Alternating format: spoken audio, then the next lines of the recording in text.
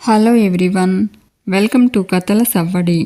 ఈ వీడియోలో నేను అందమైన ముగ్గు వేస్తూ మీకు ఒక ఆసక్తికరమైన కథను షేర్ చేస్తున్నాను. చంద్రకళ విరాట్ కోసం ఫోన్ చేయబోతూ ఉంటే విరాట్ ఇంట్లోకి వస్తూ ఉంటాడు. శాలిని విరాట్ని చూసి షాక్ అవుతుంది. అందరూ విరాట్ తలకైన గాయం చూసి కంగారు పడుతూ ఏమైందని విరాట్ని అడుగుతారు. విరాట్ గుళ్ళో పూజ జరిపిస్తూ ఉంటే ఎవరో అటాక్ చేశారు అంటాడు. వాళ్ళు నన్ను చంపడానికి వచ్చారు అని చెప్తూ ఉంటే శాలిని ప్రొఫెషనల్ రౌడీస్ని అరేంజ్ చేశారని చెప్పింది. అమ్మని నమ్మి నేను ధైర్యంగా ఉంటే అంతా ఫ్లాప్ అయిపోయింది అని అనుకుంటూ ఉంటుంది. రఘురామ్ అసలు ఎవర్రా వాళ్ళు అని అడుగుతాడు. విరాట్ తెలియదు అంటాడు. జగదీశ్వరి వెంటనే పోలీస్ స్టేషన్కి వెళ్ళి కంప్లైంట్ ఇద్దాం పదరా అంటుంది. విరాట్ నేను ఆల్రెడీ వాళ్ళకు ఇన్ఫామ్ చేశానమ్మా, ఇన్వెస్టిగేషన్ స్టార్ట్ చేస్తామన్నారు అంటాడు. శాలిని టెన్షన్ పడుతూ ఉంటుంది. క్రాంతి శాలిని వైపు అనుమానంగా చూస్తాడు. శాలిని విరాట్ దగ్గరికి వెళ్ళి ఇది ఖచ్చితంగా వాళ్ళ పనే అయి ఉంటుంది బావగారు, ల్యాండ్ విషయంలో మీకు ఫోన్ చేసి బెదిరించారు కదా అంటుంది. శ్యామల ఆ విషయం నీకెలా తెలుసమ్మాయి అని అడుగుతుంది. శాలిని బావగారు ఫోన్ మాట్లాడుతూ ఉంటే విన్నాను అంటుంది. విరాట్ అంతే అయి ఉంటుంది, లేదంటే నన్ను చంపాల్సిన అవసరం ఎవరికి ఉంటుంది అంటాడు. చంద్రకళ ఏదో ర్యాండమ్గా కాల్ చేసి బెదిరిస్తున్నారని లైట్ తీసుకున్నాము, ఏకంగా వాళ్ళు నిన్ను చంపడానికే వచ్చారు ఇప్పుడు అంటుంది. విరాట్ ఏం కాలేదు కదా చంద్ర, ఎందుకు భయపడుతున్నావు అంటాడు. చంద్రకళ దేవుడి దయ వల్ల చిన్న గాయంతో బయటపడ్డావు, నీకేదైనా అయ్యుంటే అని అడుగుతుంది. విరాట్ ఇక నుంచి జాగ్రత్తగా ఉంటానులే అంటాడు. బిజినెస్లో ఎదుగుతూ ఉన్నప్పుడు కొత్త శత్రువులు పుట్టుకొస్తుంటారు అంటాడు. శ్యామల ఆ శత్రువులు ఎవరో కనుక్కొని వాళ్ళ పని పట్టేదాకా వదిలిపెట్టకురా అంటుంది. చంద్రకళ నేను ఫోన్ చేసినప్పుడు ఎందుకు చెప్పలేదు బావా అంటుంది. విరాట్ ప్రశాంతంగా పూజ చేస్తున్న మిమ్మల్ని కంగారు పెట్టడం ఎందుకని చెప్పలేదు అంటాడు. జగదీశ్వరి నిన్ను ఆ శివుడే కాపాడాడు అంటుంది. రఘురామ్ అంతా సర్దుకుంది అనుకునేలోపు ఏదో ఒక ముప్పు ముంచుకొస్తుంది అంటాడు. నువ్వు బిజినెస్లో ఎదగడం ఓర్వలేక ఎంతమంది దిష్టి పెట్టారో ఏంటో అంటూ జగదీశ్వరితో విరాట్కి దిష్టి తీయమని చెప్తాడు. జగదీశ్వరి అలాగే అంటూ విరాట్ని తనతో తీసుకెళ్తుంది. శాలిని పక్కకు వెళ్ళి సునందకు ఫోన్ చేస్తుంది. సునంద ఆ వెధవలు అంత బిల్డప్ ఇచ్చి ఏమీ చేయలేకపోయారు, ఇప్పుడు శాలిని ఎంత కోపంగా ఉందో అనుకుంటూ ఉంటుంది. శాలిని మళ్ళీ ఫోన్ చేయడంతో సునంద ఫోన్ లిఫ్ట్ చేసి ఏంటి బేబీ అని అడుగుతుంది. శాలిని నువ్వు నాకు చెప్పిందేంటి, జరిగిందేంటి? మంచి ప్రొఫెషనల్ కిల్లర్స్ టార్గెట్ మిస్ అవ్వడం వాళ్ళ హిస్టరీలోనే లేదని ఒక రేంజ్లో చెప్పావు, కానీ శవంలా రావాల్సిన బావగారు చిన్న గాయంతో వచ్చారు, ఏం జరిగింది అసలు, ఎందుకు చంపకుండా వదిలేశారు అని అడుగుతుంది. సునంద విరాట్ అలర్ట్ అయ్యి రివర్స్ అటాక్ చేశారంట అంటుంది. శాలిని నలుగురు కలిసి ఒక్కడిని ఏమీ చేయలేకపోయారా, వాళ్ళేం ప్రొఫెషనల్ కిల్లర్స్ అని అడుగుతుంది. సునంద చంపేవాళ్లే బేబీ, జనం రావడంతో మన గురించి బయటపడుతుందని వాళ్ళు భయపడి అక్కడి నుంచి వెళ్ళిపోయారంట అంటుంది. శాలిని అలాంటి పిరికి వెదవలే దొరికారా నీకు చా అంటుంది. Sunanda bad luck baby, next time ప్రాపర్గా ప్లాన్ చేద్దాం అంటూ ఉంటే శాలిని అంతకుమించి ఇప్పుడు నువ్వేం చేయగలుగుతావులే అంటూ ఫోన్ కట్ చేసి వెనక్కి తిరిగి క్రాంతిని చూసి షాక్ అవుతుంది. క్రాంతి ఎవరితో మాట్లాడుతున్నావు అంటాడు. శాలిని నా ఫ్రెండ్తో క్రాంతి అంటుంది. క్రాంతి నువ్వు డైరెక్ట్గా ఇన్వాల్వ్ అయితే ప్రాబ్లం అవుతుందని ఫ్రెండ్కి చెప్పి అన్నయ్య మీద అటాక్ చేయించావా అని అడుగుతాడు. శాలిని ఏం మాట్లాడుతున్నావు క్రాంతి, నేను అటాక్ చేయించడం ఏమిటి అని అడుగుతుంది. క్రాంతి ఏమీ తెలియనట్టు యాక్ట్ చేయకు, నిజం చెప్పు అంటాడు. శాలిని నాకేం సంబంధం లేదు, నేను నిజమే చెప్తున్నాను అంటుంది. క్రాంతి నేను మాత్రం నమ్మను, నువ్వు తేనె పూసిన కత్తివి, రంగులు మార్చే ఊసర వెళ్ళివి, అవసరానికి తగ్గట్టుగా నటించగల టాలెంట్ ఉన్నదానివి అంటాడు. అటుగా వెళ్తూ ఉన్న శ్యామల చంద్రకళ క్రాంతి శాలినీలను చూస్తూ ఉంటారు. క్రాంతి శాలినితో నీ మాటలతో మనుషుల్ని ఎలా కన్విన్స్ చేయగలవో నేను పర్సనల్గా ఎక్స్పీరియన్స్ చేశాను, కాబట్టి నిన్ను అస్సలు నమ్మను, అన్నయ్య మీద అటాక్ చేయడానికి కారణం నువ్వే అని నాకు అనుమానంగా ఉంది అంటాడు. శాలిని గతంలో నేను క్షమించరాని తప్పులు చేశాను, నిన్ను నమ్మించడానికి నటించాను, ఒప్పుకుంటాను, కానీ నేను ఇప్పుడు అలా లేను, చేసిన తప్పులకి కుమిలిపోతున్నాను, ప్రాయశ్చిత్తం చేసుకునే అవకాశం కోసం ఎదురు చూస్తున్నాను, అవసరమైతే ఇంటి మనుషుల కోసం ప్రాణాలు ఇస్తాను తప్ప ప్రాణాలు తీసే ఆలోచన నేను ఇప్పుడు చేయను క్రాంతి, పగతో ఉన్నప్పుడే నేను అలా ఆలోచించలేదు, నేను అలాంటి మనిషినే అయితే ఈ ఇల్లెప్పుడో వల్లకాడు అయి ఉండేది అంటుంది. క్రాంతి, ఏమో అప్పుడు బయటపడలేదు కాబట్టి నీకు ప్రాణాలు తీసే అవసరం రాలేదు. అలాంటి పరిస్థితి వచ్చినప్పుడు మా నాన్నని చంపాలని చూసావు కదా అంటాడు. శాలిని, నేను చంపాలనుకోలేదు క్రాంతి. నా గురించి ఎక్కడ చెప్పేస్తాడో అనే భయంతో కొట్టాను అంతే అంటుంది. క్రాంతి, నీ తప్పుల్ని కప్పిపుచ్చుకోవడానికి నువ్వు ఎన్నైనా చెప్తావు అంటాడు. శాలిని, నమ్మకపోతే నేనేం చేయను క్రాంతి. నిజంగా నాకు ఏ పాపం తెలియదు అంటుంది. క్రాంతి, పాపాలు చేయడం మాత్రమే నీకు తెలుసు అంటాడు. శ్యామల, చంద్రకళ క్రాంతి దగ్గరకు వస్తారు. శ్యామల క్రాంతితో తనేం చేయలేదని చెప్తుంది కదా, ఎందుకు అలా మాట్లాడుతున్నావు అంటూ క్రాంతిని వెళ్ళమంటుంది. చంద్రకళ క్రాంతితో, నీకు తన మీద కోపం ఉండొచ్చు, కానీ తనను అలా అనుమానించడం కరెక్ట్ కాదు అంటుంది. క్రాంతి వెళ్ళిపోతాడు. శ్యామల శాలినితో, నాన్న పులి కథలాగా మారింది నీ పరిస్థితి. ఇంతకుముందు ఎన్నో మొసలి కన్నీళ్లు కార్చావు కాబట్టి ఇప్పుడు నిజం కన్నీళ్లను కూడా వాడు నమ్మడం లేదు. చేతులారా చేసుకున్నావు అని చెప్పి శ్యామల వెళ్ళిపోతుంది. శాలిని చంద్రకళతో, నిజంగా నాకేం తెలియదు చంద్ర, నువ్వైనా నమ్ము అంటుంది. చంద్రకళ, నేను నమ్ముతున్నాను శాలిని అంటుంది. శాలిని, థ్యాంక్స్ చంద్ర అంటూ చంద్రకళను హక్ చేసుకుని నవ్వుకుంటుంది. చంద్రకళ శాలినితో, క్రాంతి మాటలకు నువ్వేం బాధపడకు శాలిని, అతని కోపం తగ్గడానికి కాస్త టైం పడుతుంది. నువ్వు మారావని మెల్లిగా అర్థం చేసుకుంటాడు. ఓపికగా ఉండు అని చెప్పి చంద్రకళ వెళ్ళిపోతుంది. శాలిని, ఉంటాను చంద్ర అనుకుంటూ నవ్వుకుంటుంది. ఇక శ్యామల కామాక్షి దగ్గరకు వస్తుంది. జలరాజ్ ఇంట్లో మర్యాదలు బాగానే చేసినట్లున్నారు అంటుంది. కామాక్షి, చేశారు, సిల్క్ చీర ఒకటి నా మొహాన్ని కొట్టారు అంటూ ఆ చీరను శ్యామల మీదకు విసిరేస్తుంది. ఇంతోటి దానికి సన్మానం సత్కారం అని భారీ డైలాగులు మళ్ళీ అంటుంది.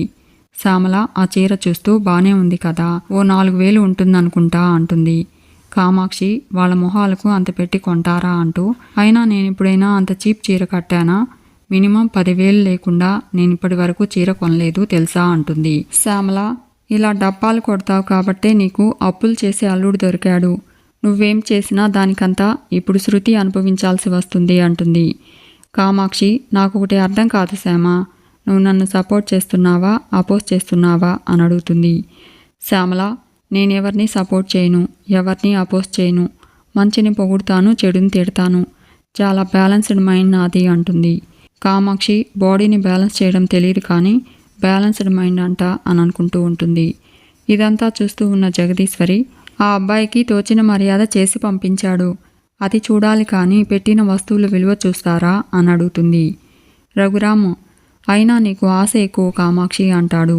కూతురికి నువ్వు పెట్టుకోవాలి కానీ ఎవరైనా కూతురింటి నుంచి తెచ్చుకుంటారా అంటాడు. చంద్రకళ, చీర బాగుంది కదా పిన్ని అంటుంది. కామాక్షి, బాగుంటే నువ్వే కట్టుకో అంటుంది.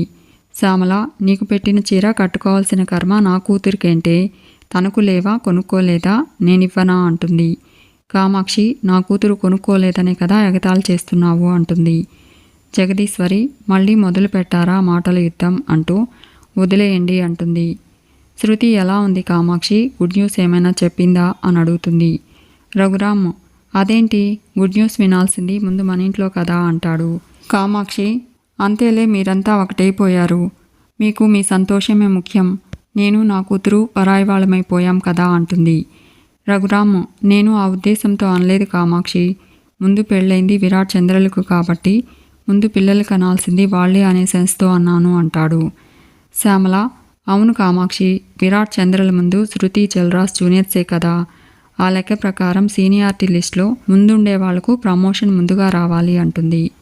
కామాక్షి, పెళ్లి ముందుగా చేసుకున్నారు కానీ కాపురం ఎక్కడ మొదలుపెట్టారు, అప్పుడే అంత తొందర ఎందుకో అంటుంది. శ్యామల, వారసుడి కోసం అన్నయ్య ఎంత ఎదురు చూస్తున్నారో నీకు తెలియదా అంటుంది. క్రాంతి శాలినీల కాపురం కలహాలతో సాగుతుంది కాబట్టి విరాట్ చంద్రలే కదా వారసుడిని అందివ్వాలి అంటుంది.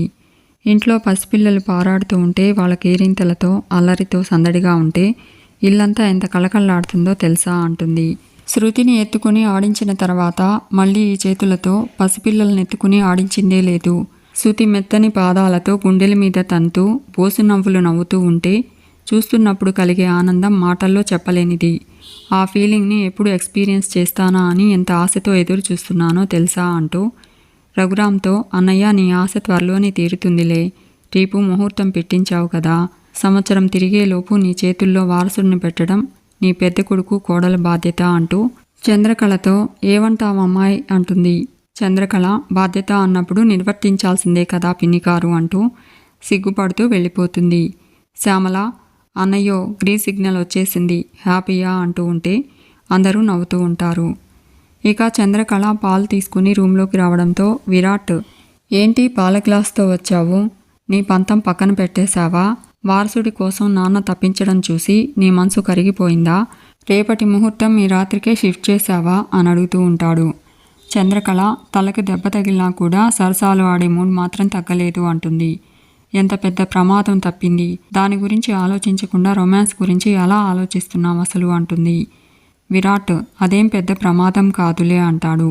అప్పుడప్పుడు మనం అనుకోనివి జరగడం మామూలే, దాని గురించి ఎక్కువ ఆలోచించకూడదు అంటూ అయినా ఆ శివుడు నన్ను కాపాడాడు కదా అంటాడు. చంద్రకళ నువ్వు లైట్గా తీసుకుంటున్నావు కానీ నాకు ఎంత భయం వేసిందో తెలుసా అంటుంది. ఇప్పటి వరకు సమస్యలన్నీ నెట్టుకుంటూ వచ్చి ఇప్పుడు హ్యాపీగా ఉన్నాము, ఇలాంటి టైంలో నీకేదైనా జరిగితే నేనేమైపోతాను అంటూ ఈ పాలు తాగు అంటుంది. విరాట్ ఇప్పుడు పాలు తాగాల్సిన అవసరం ఏముందిలే అంటాడు. చంద్రకళ ఇవి పసుపు వేసి కాచిన పాలు, ఇవి తాగితే ఇమ్యూనిటీ పెరిగి ఒంట్లో నలత తగ్గుతుంది అంటుంది. విరాట్ అలా అయితే నువ్వు తాగు, నీరసంగా కనపడుతున్నావు, చూడు మొహం ఎలా పీక్కుపోయిందో అంటాడు. చంద్రకళ పీక్కుపోదా మరి అంటుంది. పొద్దుట్నుంచి ఆ పని ఈ పని చేస్తూనే ఉన్నాను, శివరాత్రి పూజ చేస్తున్నాను కాబట్టి ఏమీ తినకుండా ఉపవాసం ఉన్నాను. ఇంకోవైపు నువ్వు ఎప్పుడొస్తావా అని మనమిద్దరం కలిసి ఎప్పుడు పూజ చేస్తామా అని ఎదురు చూసి నీరసించిపోయాను. ఆ అలసట ఫేస్లో కనిపిస్తుంది కదా మరి, కాళ్ళు చేతులు కూడా లాగేస్తున్నాయి తెలుసా అంటుంది. విరాట్ పాల గ్లాస్ని పక్కన పెట్టి చంద్రకళను కూర్చోబెట్టి చంద్రకళ కాళ్ళు ఒళ్ళో పెట్టుకుని కాళ్ళు పడుతూ ఉంటాడు. చంద్రకళ ఏం చేస్తున్నావు బావా అంటుంది.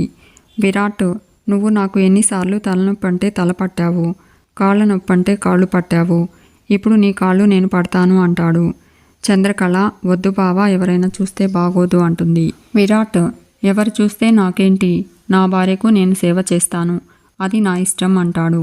పొద్దుట్నుంచి నువ్వెంత స్ట్రెస్ అయ్యావో, ఈ కుటుంబం కోసం నువ్వు ఫిజికల్గా మెంటల్గా కష్టపడుతూ ఉంటావు, అలాంటిది నీకోసం ఈ మాత్రం చేయలేనా అంటాడు. చంద్రకళ విరాట్ని ప్రేమగా చూస్తూ ఉంటుంది. విరాట్ చంద్రకళను చూసి ఏంటి అలా చూస్తున్నావు, ఇదిగో పాల గ్లాస్తో ఏంటి ఇచ్చి నాలో ఆశ పుట్టించావు, మనకి రేపు ముహూర్తం ఫిక్స్ చేశారు కాబట్టి నేను నిగ్రహంతో ఉన్నాను, ఇప్పుడు నువ్వు ఇలా చూసావనుకో నా మనసు కంట్రోల్ తప్పుతుంది, అప్పుడు నువ్వే అడ్డుపుల్ల వేసి కక్కుర్తి పడుతున్నావు, ఆగలేకపోతున్నావు అని నన్నే బ్లేమ్ చేస్తావు, మీ ఆడవాళ్లతో ఇంతేనే, చూపులతోనే రెచ్చగొడతారు, చెంత చేరితే చీకొడతారు అంటూ చూడొద్దని చెప్పానా అంటాడు. చంద్రకళ విరాట్ని హక్ చేసుకుని నువ్వు దొరకడం నా అదృష్టం బావా, నీకేదైనా అయితే నేను తట్టుకోలేను అంటుంది. విరాట్ పిచ్చిదానా ఎందుకంత ఫీల్ అవుతున్నావు, నీ మెడలో నేను 3 ముళ్ళు కాదు 9 ముళ్ళు వేశాను, నీ తాళి చాలా గట్టిది కాబట్టి నాకేం కాదు, నువ్వు ఆలోచన పక్కన పెట్టి ప్రశాంతంగా పడుకో అంటాడు. చంద్రకళ విరాట్ ఒడిలో పడుకుంటుంది. విరాట్ చంద్రకళని నిద్రపుచ్చుతూ ఉంటాడు. ఇక శాలిని సునంద ఇంటికి వస్తుంది. సునంద క్రాంతికి నీ మీద డౌట్ వచ్చిందా అంటూ షాక్ అవుతుంది. శాలిని నువ్వు దానికే షాక్ అవుతున్నావు, నేనైతే మనం మాట్లాడుకుంది క్రాంతి వినేశాడేమో అని కంగారు పడి చచ్చాను, అతన్ని చూడగానే నాకు గుండె ఆగినంత పనైంది తెలుసా అంటుంది. టైం బాగుండి తప్పించుకున్నాను, లేదంటే విరాట్ శవం ఉంటుందనుకున్న ప్లేస్లో నా శవం ఉండేది, ప్లాన్ మిస్ కాకుండా ఉంటే ఈ గొడవే ఉండేది కాదు, అంత ప్రొఫెషనల్ కిల్లర్స్ని అరేంజ్ చేసినా లాభం లేకుండా పోయింది, అలా ఎలా మిస్ చేశారమ్మా అంటుంది. సునంద మిస్ అవుతుందని నేను కూడా అనుకోలేదు బేబీ, కానీ కొన్నిసార్లు మనం అనుకున్నట్టు జరగదు, మన టైం బాగాలేదంతే, డోంట్ వరీ బేబీ, ఈసారి పక్కాగా ప్లాన్ చేసి వారంలోపు ఆ విరాట్ గాడిని లేపేస్తాను చూడు బేబీ అంటుంది. శాలిని మళ్ళీ అతని జోలికి వెళ్ళొద్దమ్మా, ఇకపై విరాట్ని టార్గెట్ చేయడం కరెక్ట్ కాదు, మన మంచి కోసమే చెప్తున్నాను అంటుంది. ఈ అటెంప్ట్ జరిగినందుకే క్రాంతికి నా మీద డౌట్ వచ్చి నన్ను నిలదీశాడు, నా లక్ బాగుండి అంతకుముందు ఆ విరాట్ గాడికి ల్యాండ్ విషయంలో బెదిరింపు కాల్ రావడం, అది నేను వినడం వల్ల అటువైపు డైవర్ట్ చేసి నేను తప్పించుకున్నాను, అయినా మిగతా వాళ్ళు నమ్మారు కానీ క్రాంతి అంత ఈజీగా నమ్మడు, మళ్ళీ ఏదైనా జరిగితే క్రాంతి ఈసారి అనుమానించి వదిలేయడు, ఖచ్చితంగా ఎంక్వైరీ చేస్తాడు, అప్పుడు మనం దొరికిపోయే ప్రమాదం ఉంది, ప్రాణాలు పోయాయి అంటే పెద్ద క్రైమ్ అవుతుంది, పోలీసులు ఇన్వాల్వ్ అవుతారు, ఇన్వెస్టిగేషన్ జరుగుతుంది, ఎంక్వైరీ పెరుగుతుంది, అది మనకే పెద్ద సమస్య అవుతుంది. కాబట్టి ఇప్పుడు అలాంటి ఆలోచనలు చేయకుండా ఉంటేనే మంచిది అంటుంది. సునంద అంటే కొద్ది రోజులు కామ్గా ఉందామంటావా అని అడుగుతుంది. శాలిని లేదమ్మా, ప్రాణాలు మాత్రం తీయొద్దు అంటున్నాను అంటుంది. ఇక సునంద పార్కులో ఆడుకుంటూ ఉన్న తేజు దగ్గరకు వెళ్ళి, ఏంటి ఒకదానివే ఆడుకుంటున్నావు, మీ అమ్మ రాలేదా అని అడుగుతుంది. తేజు రాలేదు అంటుంది. సునంద మీ అమ్మ పేరు అని అడుగుతుంది. తేజు చంద్రకళ అంటుంది. సునంద ఇదిగో అంటూ తన ఫోన్లో విరాట్ చంద్రకళ ఫోటో చూపెడుతుంది. తేజు మా అమ్మ కూడా తనే అంటుంది. సునంద విరాట్ని చూపెట్టి ఇది మీ నాన్న అని అడుగుతుంది. తేజు కాదు అంటుంది. సునంద వీళ్ళిద్దరూ వైఫ్ అండ్ హస్బెండ్ అంటుంది. తేజు అర్జున్తో కలిసి కారులో విరాట్ ఇంటికి వస్తుంది. చంద్రకళ దగ్గరకు వెళ్ళి నువ్వు నాకు అమ్మవు కాదని నాకు తెలిసిపోయింది అంటుంది. చంద్రకళ షాక్ అవుతుంది. మీకు ఈ వీడియో నచ్చితే లైక్ చేయండి, షేర్ చేయండి, తప్పకుండా సబ్స్క్రైబ్ చేసుకోండి. Thanks for watching.